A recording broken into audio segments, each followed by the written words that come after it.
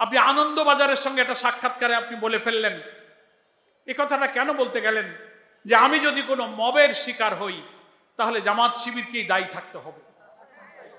C সি সি সি সি আপনি হয়তো কেন আপনি জামাত শিবিরকে দায়ী থাকতে হবে এই কথাটাকে আমি মনে করি একটা উস্কানিমূলক কথা।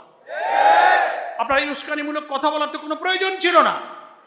জামাত ইসলামী তো কোনো মবকে বিশ্বাস করে না, জামাত ইসলামী কোনো মবের রাজনীতি করে না। জামাত ইসলামী নিয়মতান্ত্রিক, গঠনতান্ত্রিক, ওয়েল ডিসিপ্লিন, ওয়েল অর্গানাইজড একটা সংগঠন। আমাদের শত্রুরাও বলে জামাত ইসলামীর শৃঙ্খলা, আনুগত্য, নিয়মতান্ত্রিকতা, তারা এটার প্রশংসা করে। আপনিও একজন সাবেক উপদেষ্টা হিসাবে জামাত ইসলামী নেতৃবৃন্দের আচরণ, কর্মসূচির সঙ্গে আপনি পরিচিত। আপনি কেন হয়তো কোনো কিছুই তো ঘটেনি, সিম্পল আমরা আপনার এই বক্তব্যের একটা জুডিশিয়াল ইনকোয়ারি দাবি করেছি। তা আমরা তো দাবি করতেই পারি।